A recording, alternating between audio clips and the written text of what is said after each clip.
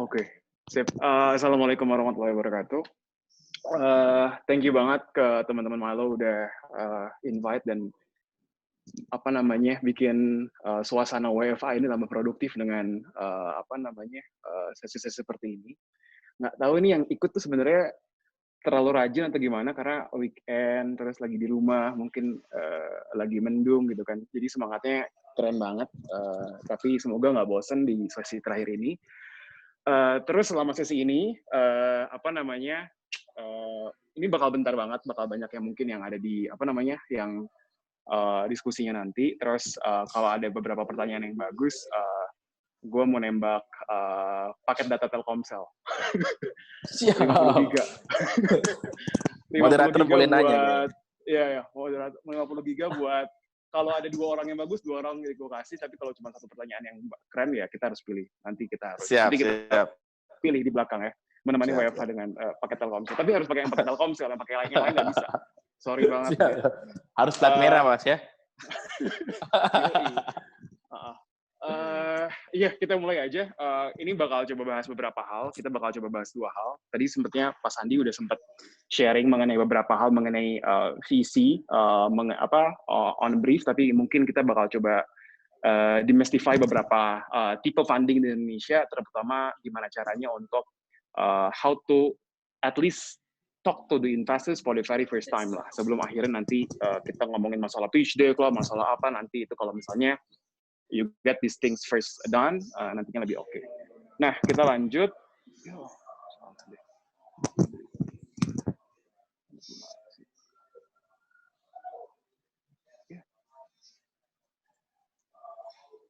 Nah, ini sedikit tentang asik banget pokoknya.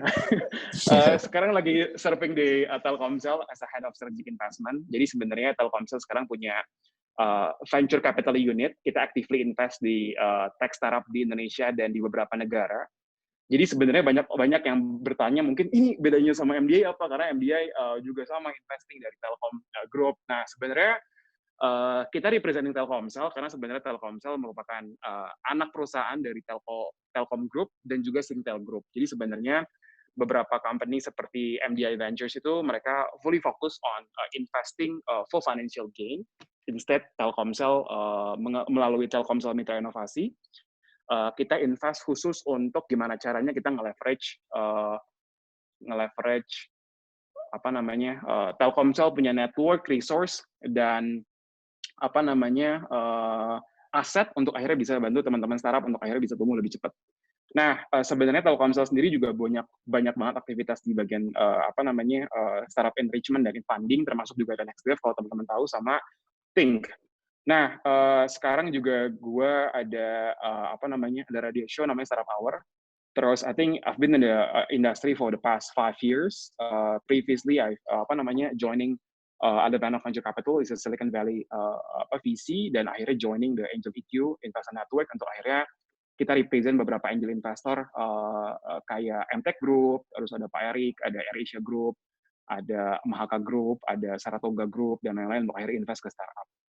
Dan juga jadi mentor di beberapa inkubator sama akselerator. Ini my email sama my social media, kalau ada yang mau DM segala, feel free, asal jangan minta like doang sih. Oke, kita mulai. Nah, ini sedikit sedikit 101 lah. Jadi sebenarnya tahun lalu itu kita ada, kalau banyak banget yang sebenarnya bilang, berapa sih jumlah startup Indonesia? Ini gue dapetin satu nomor, itu ada 2.538 startup. Dari 2.538 startup itu, yang ceritanya ke funding itu cuma 40 startup. Bayangin seberat apa sebenarnya yang ngebuat persaingan ini berdarah-darah. Dan sebenarnya Indonesia tuh kalau bisa dibilang, oh Indonesia tuh memang negara yang besar dan startupnya keren-keren. Emang iya gitu. Jadi sebenarnya semenjak 2016 kita udah nge-receive sekitar $15 billion.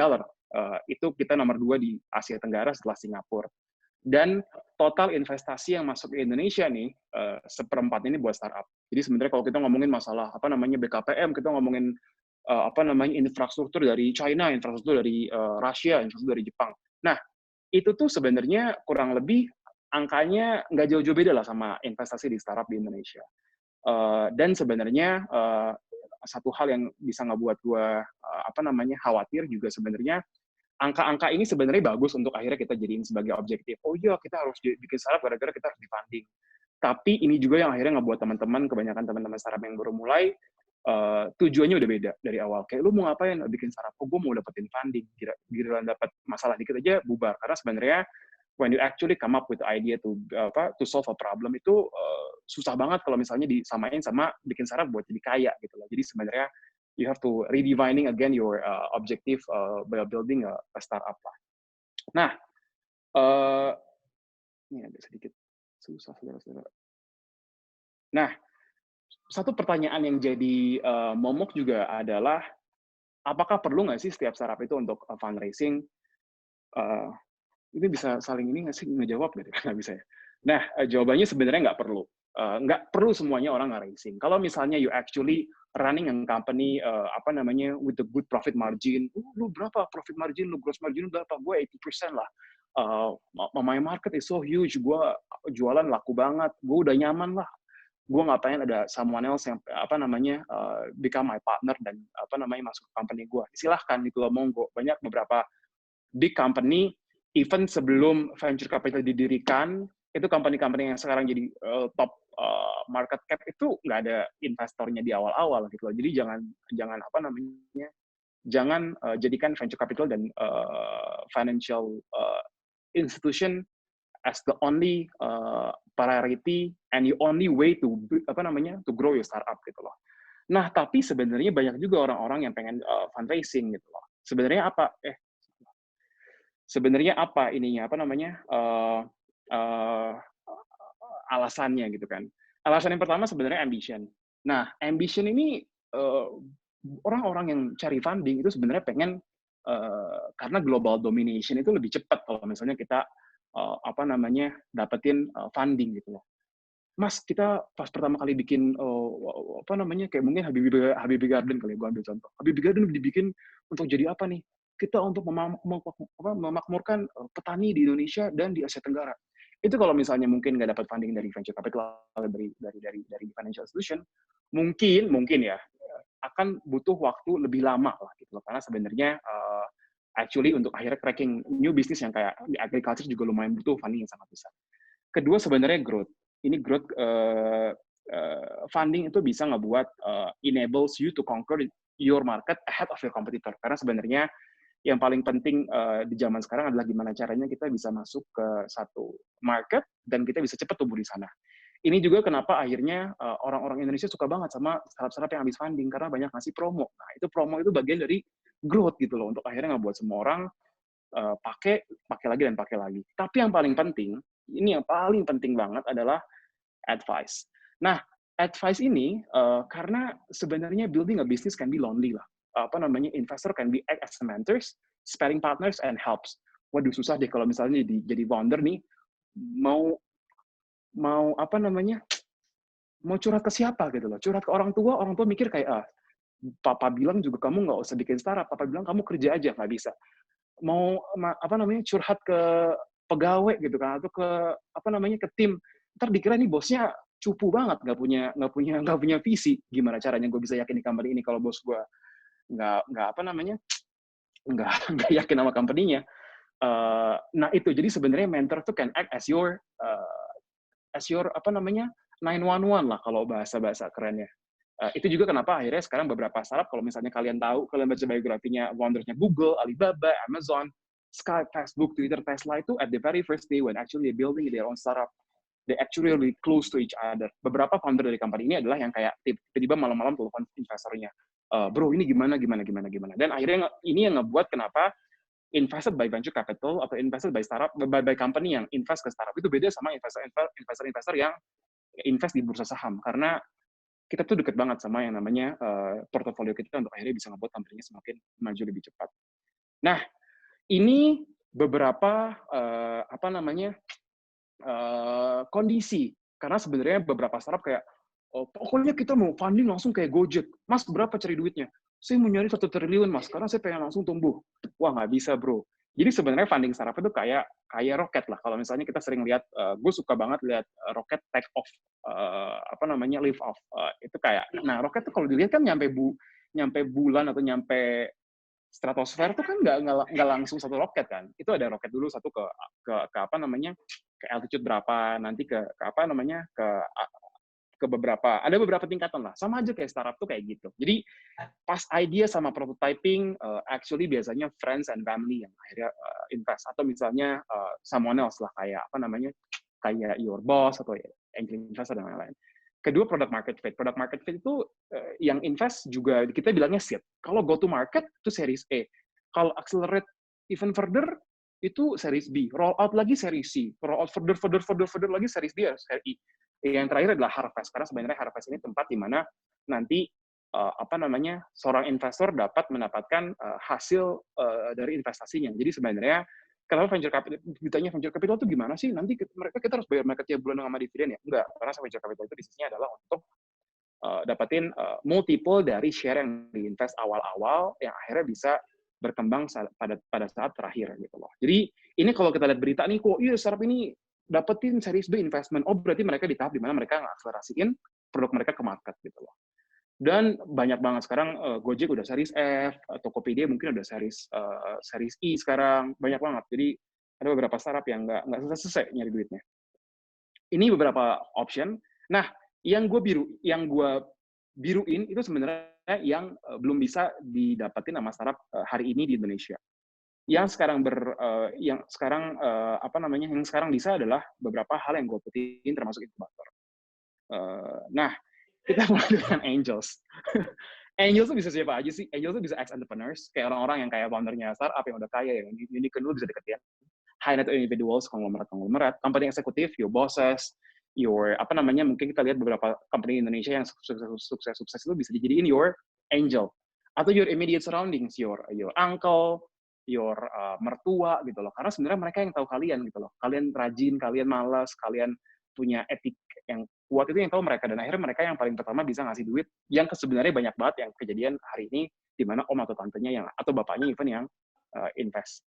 Go for people with expertise lah. Siapapun, mungkin if you actually building a F&B business, you can go to the chef atau you can go to the owner of F&B business and find a vertical savvy investors yang emang bisa ngasih advice itu yang benar-benar kena gitu loh. Oke, tapi bukan financial angel. Jadi gitu ya. Terus akselerator. Nah, akselerator ini secara singkat sebenarnya ngebantuin kalian untuk akhirnya investment ready. Jadi ceritanya orang-orang yang masuk akselerator itu diharapkan oleh mereka pas keluar bisa dapetin funding. Sebenarnya apa sih yang didapetin? Pertama, operational support. Kedua, strategic. Ketiga, product market fit untuk bantuin iterating. Keempat, bukain pintu. Sama yang terakhir yang tadi gue bilang adalah making investment ready. Nah, contohnya di Indonesia ada apa aja? Ada Plug and Play, ada JNB, ada Indigo, ada ada Google, banyak lah beberapa hal yang sama teman-teman dari Seribu Startup enggak, Digital Raya gitu. Dan di US kalau misalnya kalian mau tahu ada Y Combinator, ada Techstar, ada AngelPad. Nah, yang terakhir ini crowdfunding. Ada beberapa hal sebenarnya crowdfunding yang lagi happening banget, tapi ini ceritanya ada gunanya kalau kalian pengen coba testing your idea gitu loh. Testing your idea untuk akhirnya apakah ini ide sesuai nggak sih sama market yang kita pengenin, sebelum akhirnya kita susah-susahan go to investor, meeting, dan lain-lain. Sebenarnya crowdfunding bisa jadi satu option. Nah, advantage-nya di mana kalian bisa dapetin money, kalian bisa dapetin marketing karena word of mouth, dan ketiga adalah bisa market research gitu loh. Kalau misalnya crowdfunding-nya nggak berhasil, berarti memang produknya jarang banget yang suka gitu loh. Nah, ini beberapa nama yang akhirnya bisa kalian cek lah kalau misalnya kalian pengen coba benchmark. Nah, ini yang ceritanya lagi happening nih. Jadi sebenarnya siapa aja sih yang punya kantong atau punya pockets untuk akhirnya bisa invest startup di Indonesia? Ini beberapa startup. Ini sebagian besar kali ya, nggak semuanya, tapi beberapa orang yang emang akhirnya bisa invest. Dan tadi kita bilang, kita invest itu sesuai sama semua investor tuh go with their fokus gitu loh. Jadi beberapa orang misalnya kalian baru bikin company, kalian tuh nggak bisa tiba-tiba pengen lanjut untuk invest di sini gitu loh. Di private equity fund gitu loh. Nggak bisa. If you want to actually go raising seed capital, ya you go to seed investor atau venture capital gitu loh. Kalau misalnya kalian pengen dapetin gue sebutin dulu ya. Accelerator investor ada 16. Venture builder itu beberapa hal yang kayak inkubator atau accelerator yang ada di dalam company lah. Beberapa kita tahu kan kayak ini sebenarnya Blibli kan dibikin sama Jarum, OVO dibikin sama Lipo Group, terus apa lagi ya? Banyak lah beberapa kalian bisa ambil contohnya. Nah, itu venture builder namanya. Kalau kalian pengen deket banget sama corporation dari from the first day one, kalian masuk ke sana. Kalau misalnya kalian masuk ke CVC, ini beberapa company yang emang invest di startup untuk akhirnya bisa bisa support each other. Kayak tadi MDI, ada kita TNI, ada Kickstart, Sinarmas punya, Jarum punya, BCA punya, Mandiri punya, BRI punya, banyak banget yang punya di Indonesia. Sovereign Wealth Fund ini duit yang punya negara. Jadi beberapa sekarang negara tuh kayak 1MDB di Malaysia, sebenarnya itu udah kasus, tapi nggak bisa lagi. Kayak Muda Bala di Qatar, terus ada SWF-nya punya Norwegia, SWF-nya punya Korea, segala itu invest di startup. Dan itu biasanya bisa jadi opsi untuk startup-startup yang udah gede. Kayak sekarang, startup-startup kayak Uber, startup-startup kayak Grab, mereka dapat investment dari negara lain yang punya duit.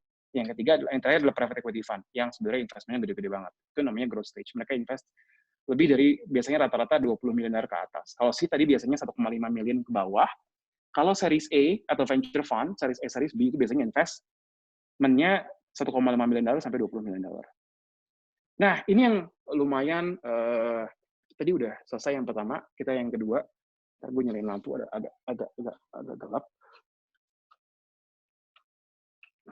Nggak berubah juga. Nah,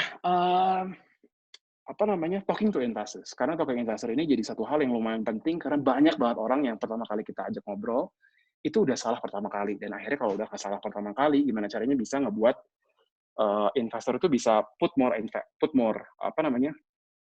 attention lah. Sama aja kayak semua orang, kayak tiba-tiba kita nemuin satu orang kayak ini kayak orangnya nggak niat, ini kayaknya orangnya malas deh, kayak ini orangnya nggak bisa ngomong. Jadi sama aja. Jadi jangan harap bahwa ternyata investor atau VC itu punya lebih baik atau enggak, tapi sama aja. Jadi kayak kalau misalnya kita nggak prepping dari awal, kita nggak tahu apa yang kita kerjain, atau misalnya kita nggak tahu gimana caranya ngasih tahu apa yang kita lagi bangun, susah juga gitu loh.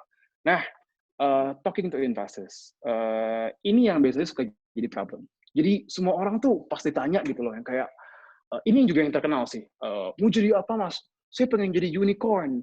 Saya pengen fokusnya apa mas?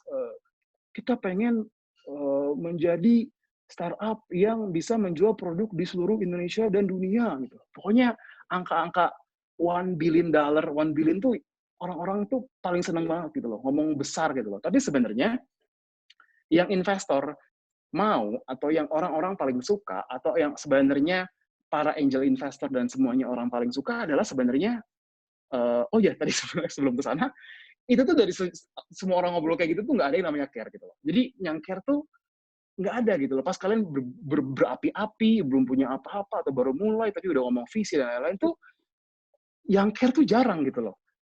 Except your mom gitu loh. Mungkin anak ibunya care gitu, karena, aduh anak saya kasihan nih, udah bangun-bangun capek-capek gitu kan. Kalau saya nggak banggain, siapa lagi yang mau saya banggain gitu kan. Kayak bilang anaknya cakep, atau bilangnya anaknya apa, jadi sebenarnya mungkin your mom doang yang care. Tapi everyone tuh nggak care gitu loh. Ini sorry ya, ini gambar-gambarnya agak sedikit jayus teman-teman. Nah, yang semuanya orang care, yang terutama para seed investor atau investor yang kenal-kenal yang paling besar adalah your first 100 users. Itu gimana sih mereka itu punya aktivitasnya? Mereka tuh suka cinta berat nggak sih sama produknya, atau cuman kayak suka-suka aja gitu loh. Jadi tuh beberapa seed investors, even beberapa company yang diinvest tuh kadang belum gede-gede banget, tapi they saw an opportunity because 100 users that using the platform itu bener-bener using it often banget gitu loh. Karena itu artinya bahwa memang platform ini bisa menyelesaikan masalah-masalah yang si konsumennya punya gitu loh. Jadi nggak ada tuh yang namanya kayak bangga-banggain dari awal kayak mas kita lo tahu nggak sih mas kita itu di-download sama 100.000 orang loh. Tapi tiba-tiba yang pakai cuma berapa? Yang pakai ternyata cuma 100 orang. Atau yang at least pakai dan coba dan bikin akun itu cuma berapa orang. Jadi sebenarnya when you actually talk about the numbers, you have to demystify the numbers into an activity matrix, di mana itu ngasih tahu bahwa memang orang pakai benar-benar gitu loh. Apalagi orang Indonesia gitu loh. Orang Indonesia itu nggak enakan gitu loh. Orang Indonesia itu kayak, Mbak coba dong Mbak aplikasinya. Oh iya Mas, saya coba ya Mas. Apalagi kalau ke teman kan. Biasanya kalau kita baru launching startup tuh kita ngasih testernya ke teman atau nggak ke orang tua atau misalnya ke sepupu atau ke tante atau ke om gitu. Oh iya bagus banget nih gitu. Tapi ternyata waktu kita dicek di analitik nggak ada yang sama sekali pakai. Jadi orang Indonesia juga kayak gitu. Susah banget buat ngambil feedback orang Indonesia itu yang benar-benar benar-benar bagus gitu loh.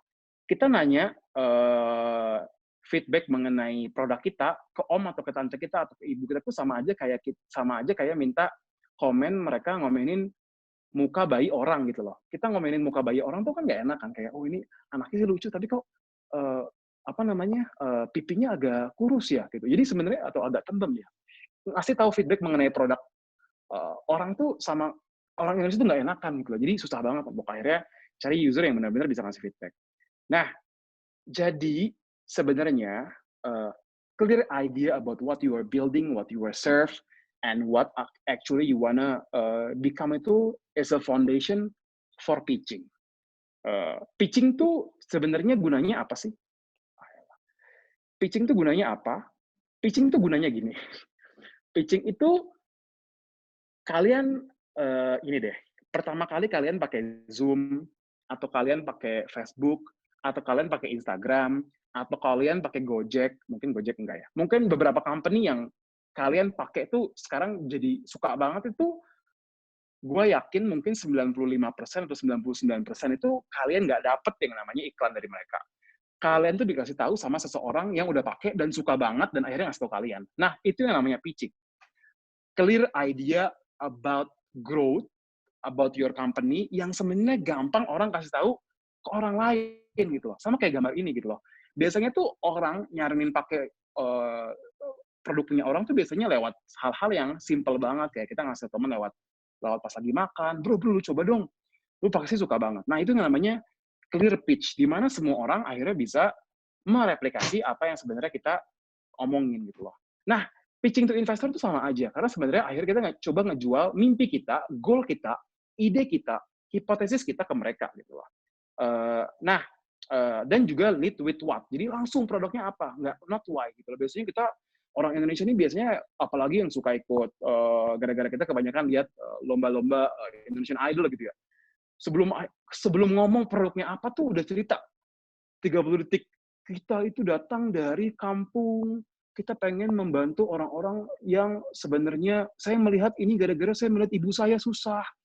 Tapi dia tanya produknya apa, setengah jam kemudian tuh belum jelas produknya apa gitu loh. Jadi lead with what? Karena sebenarnya you only have a short time to pitching to anyone, apalagi pengen dapetin ngambil ininya mereka, ngambil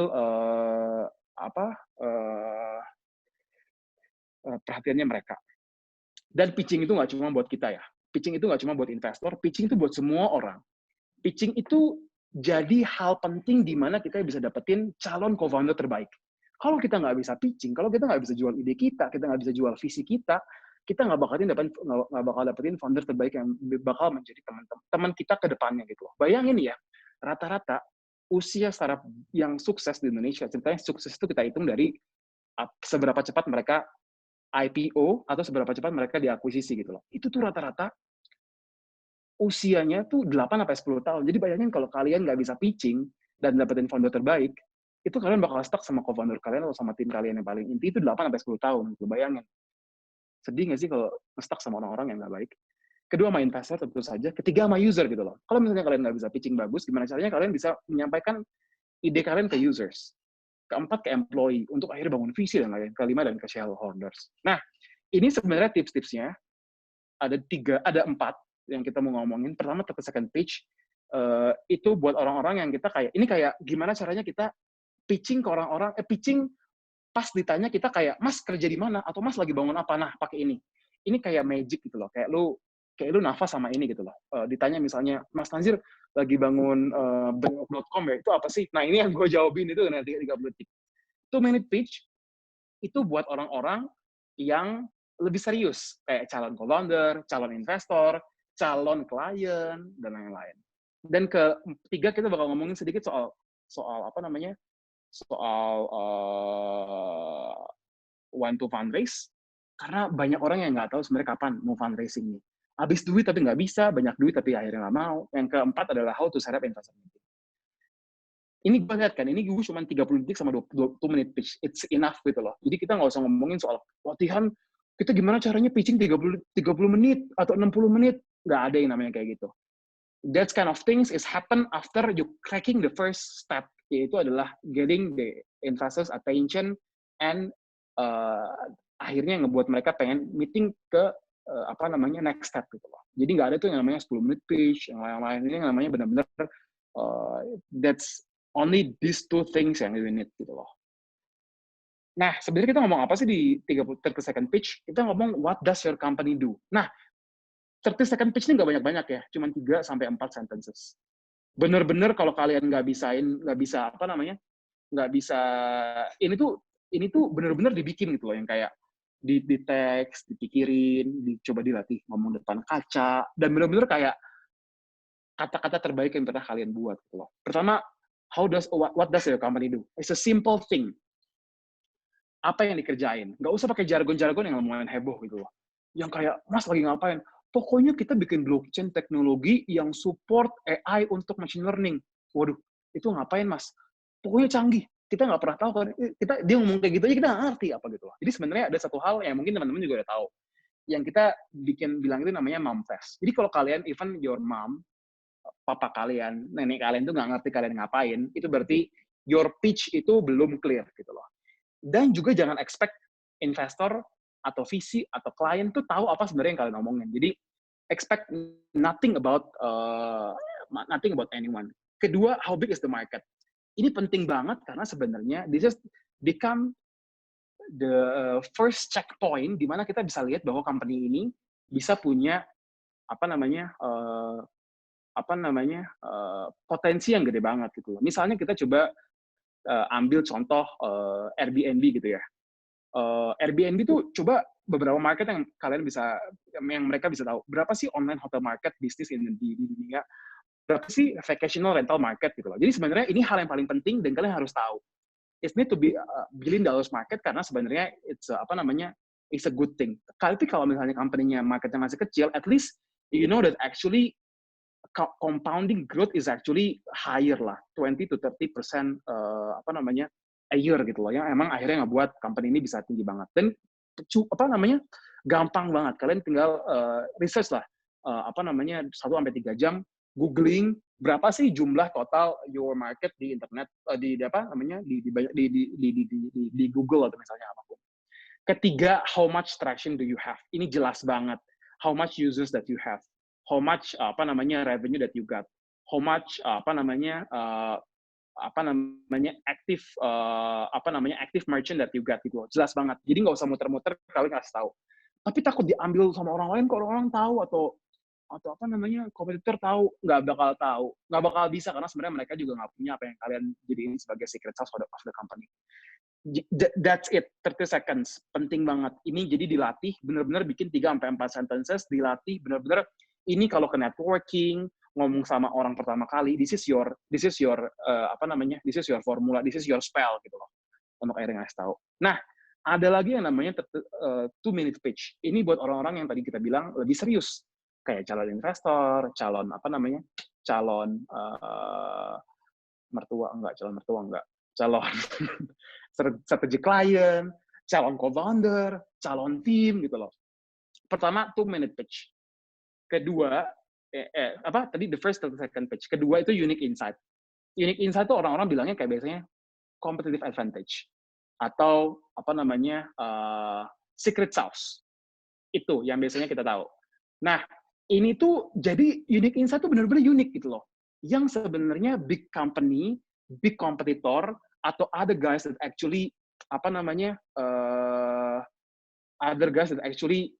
di sama vertical tuh juga tahu gitu loh. Jadi unique insight tuh someone yang kalau kalian bilang ke calon investor atau calon orang yang lagi kalian ajak ngobrol tuh, di mata mereka tuh ada yang namanya aha moment atau kayak oh gitu ya, gue baru tahu. Jadi Insight itu bukan kayak jumlah apa namanya jumlah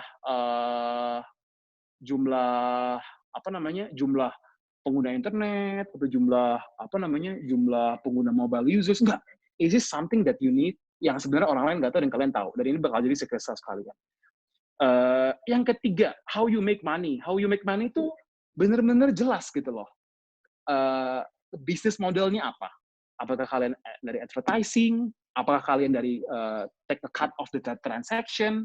Atau kalian in-app purchases? Jelas. Jadi biasanya ini kadang ditinggalin sama banyak orang gitu loh. Mas, bisnis modelnya apa? Kita pengen kayak Gojek, kita cari user dulu. Allah, itu artinya mereka nggak tahu gimana caranya how to make money gitu. Jadi jelas. Dan ini nggak bakal yang namanya ditutup sama investor kayak, lu bilang dulu lu dapat duit dari advertising, tapi lu nggak bisa. Nah, ini memang nanti itu pilihannya nanti lagi gitu loh. Karena sebenarnya kalau dari first day lu tahu gimana caranya dapetin users, it's gonna be so easier untuk akhirnya communicate sama investor. Keempat, tim ini penting banget untuk akhirnya ngasih tahu sebenarnya kalian itu bareng sama siapa. Ini itu bukan di mana kalian ngasih tahu kok tim saya udah menang kompetisi atau tim saya dapetin award. Itu nggak penting, itu nggak perlu dan nggak dibutuhin sama banyak dari investor karena that doesn't make any validation gitu loh. Yang kita pengen tahu adalah kalau misalnya kalian mau masukin yang namanya award atau apa, itu kalau misalnya kalian udah pernah make money buat investor gitu loh. Mungkin kalian sebelumnya udah pernah exit atau startupnya dijual atau startupnya ternyata gede banget. Nah, itu boleh kasih tahu. Tapi kalau enggak, I think banyak investor yang akhirnya bilang bahwa don't put any kind of awards atau competition as your things that you're proud of gitu loh. Yang kita pengen tahu apa coba? Yang kita pengen tahu sebenarnya timnya ada berapa orang sih? Ketemunya gimana sih? Gitu loh. Ketemunya itu bener-bener udah lama, at least tahu satu sama lain, atau baru ketemu di acara Milo gitu loh, kayak 3 hari yang lalu. Itu beda banget gitu loh. Jadi kita pengen tahu gitu loh, at least between co-founders itu mereka udah been together for at least 6 months to a year gitu loh. Kita pengen tahu sebenarnya mana orang tech, mana orang bisnis, siapa yang jadi CEO, siapa yang jadi CTO. Kita pengen tahu mereka gimana caranya running the companies dan lain-lain. Dan yang terakhir, ini the big ask. Ini di mana kalian butuh yang namanya jargons. Ini juga banyak kelemahan dari semua orang. Pas ditanya, Mas butuhnya berapa buat investment? Ya, Bapak, ini terserah Bapak, Pak. Terserah Bapak, terserah Bapak mau ngasih berapa. Kan? Itu artinya kalian nggak tahu apa yang mau kalian mauin gitu loh. Di big ask ini kalian harus tahu, kalian tuh cari duit berapa banyak. Kalian cari duit berapa banyak? Kalian mau cari duit pakai apa? Kalian mau cari equity atau cari convertible notes? Ticket size-nya berapa? Kalian tuh mau raising berapa? Kalian tahu minimum ticket size-nya berapa? Nah, itu tuh agak tricky dan gue yakin banget semua orang di sini pinter-pinter. You just need an extra time 1 to 2 hours to spend searching it online gitu loh. Dan ini penting banget. Kalian harus tahu kalian tuh mau cari duit dengan saham atau cari duit dengan surat utang terkonversi. Jadi itu benar-benar kalian tahu. Jadi ini di mana kalian butuh pakai jargon. Di sini di awal-awal tuh nggak usah pakai jargon yang kayak kita bikin machine learning, kita bikin hal-hal yang berhubungan sama advance things tuh nggak butuh banget. Jadi that's it, 2-minute pitch, done. Dari sini kalian bisa dapetin next meeting sama investor, dari sini kalian bisa kirim pitch deck kalian, dari sini kalian bisa ngebuka banyak banget pintu untuk akhirnya ke kesempatan yang lainnya. When to fundraise, the ideal world tuh sebenarnya kayak gini kan, pas lagi tinggi-tingginya nih, atau the ideal world tuh sebenarnya pas lagi apa coba? Pas lagi investor nawarin kalian duit, itu ideal banget tuh. Tapi kebanyakan dari itu tuh adanya di sini gitu loh, atau mungkin di sini gitu loh. Jadi gimana caranya, kapan sebenarnya waktu yang paling pas untuk fundraising? Nah, yang perlu kita pikirin adalah sebenarnya gimana kita caranya flipping the equation. Karena equation yang ada sekarang adalah investor kuat dan investor kuat dan si startup itu lemah gitu. Kita nggak bisa apa-apa kalau kita nggak ada duit gitu loh. Nah, yang perlu kalian putar adalah gimana caranya kalian punya posisi yang sama investor. Gimana caranya? Pertama, apakah kalian sudah enough menaruh kasih tahu teman-teman kalian, masukin ke media dan lain-lain untuk akhirnya mereka tahu. Kedua, kalau kalian udah banyak ngomong di media, kalian udah banyak ikut networking dan lain-lain tuh, at least kalau misalnya your company is good, at least mereka tahu gitu loh. Yang kedua, kalau misalnya ternyata nggak diketahuin, at least you already preparing to launch before even you get any external money atau external funding gitu loh. 95% all the companies that we funded before itu launch dulu sebelum dapetin funding dari investor. Jadi jangan jadiin momok di mana kita nggak bisa running nih kalau misalnya kita nggak dapetin duit, nggak bisa. Itu I think majority of all the companies that actually been success today is even launching before they got any external investor gitu loh. Dan make up in your mind, nggak semua investor itu cocok sama kalian. Jadi kalau misalnya kalian ngomong sama satu investor itu nggak cocok, keep going because the company is keep running, and actually if the company is good, you will make money anyway dari your users. Ini yang terakhir, how to set up investor meeting. Pertama yang paling penting adalah dapetin warm intros antara dari your friend yang dapetin investor sama mungkin your previous investor gitu loh. Ini penting banget untuk namanya naikin credibility gitu loh. Jadi karena sebenarnya susah banget dapetin investor punya, atau misalnya kebanyakan investor punya perhatian pas lagi di event, saya bumping tuh, pak bentar pak, kita pengen presentasi. Itu jarang banget akhirnya dapetin ini. Bukannya jarang banget, gara-gara apa? I think 95% of all the investment that you already made itu datang dari apa namanya, dari referensi, antara referensi dosen atau referensi guru lagi, referensi angel investor atau referensi apa namanya entrepreneur lain yang kita udah tahu. Jadi itu tuh nambah credibility dan motong jalur gitu ceritanya, kayak apa namanya, kayak nyuap gitu loh. Jadi langsung gitu loh, kayak jalur cepat gitu loh. Itu. Kedua tuh think parallel. Think parallel tuh jadi kayak kebanyakan tuh beberapa founder itu raising-nya lama banget sampai akhirnya mereka nggak dapat duit. Kenapa? Karena meeting sama investor 1 minggu ini, investor kedua 2 minggu lagi, investor ketiga bulan depan. Itu tuh akhirnya lama dan kita nggak bisa dapetin namanya momentum gitu loh. Terus gimana cara dapetin momentum? Ini ada beberapa trik sebenarnya. Satu trik tuh kita bilang, kita deketin semua orang di saat yang bersamaan, terus kita bilang, Pak, kita tuh sibuk banget running our company for the next 3 weeks gitu loh. Jadi kita baru bisa meeting bulan depan, Pak. Gimana? Itu message itu kalian kirim ke 20 investor. Nah, 20-20-nya gue yakin, gue jamin insya Allah mereka bisa di booking bulan depan. Karena apa? Karena sebenarnya waktu mereka masih kosong gitu loh. Nah, pas kalian meeting minggu depan, itu udah kayak pagi sama investor A, siang sama investor B, sore sama investor C. Seminggu selesai semua tuh 20 investor. Minggu depannya, tiba-tiba kalau ada satu investor bilang kayak, wah kita tertarik nih, kita mau evaluasi lebih lanjut. Berita itu kalian kasih tahu ke semua investor yang lainnya. Semua investor yang lainnya bakal yang namanya FOMO gitu loh. Mampus, gue ditinggalin nih sama investor lain. Gue juga lebih cepat. Jadi itu bakal ngebuat ini apa namanya, fundraising prosesnya lebih cepat gitu loh. Dan yang ketiga, fundraising itu benar-benar ngabisin waktu, ngabisin tenaga, ngabisin konsentrasi, ngabisin spirit. Jadi appoint one team member yang tahu dan bisa komunikasi dengan lancar. Jangan tiba-tiba diajak meeting sama investor, tiba-tiba semuanya ikut. Pokoknya kita ada meeting sama investor, nih minggu depan. Semua harus ikut 10 orang itu yang bangun company semuanya ikut. Nggak bisa. Karena harus ada yang tetap di company untuk running the business. Karena fundraising is a really draining moment yang butuh konsentrasi. Kalau misalnya konsentrasinya kebelah, I don't think it's a good for company to keep going gitu loh. Dan yang terakhir ini yang paling penting, have a lot of fun. Jangan terlalu stres karena it's actually making a business is a hard things. Keep learning, keep always be positive karena sebenarnya that the fuel to make the companies even better. That's all.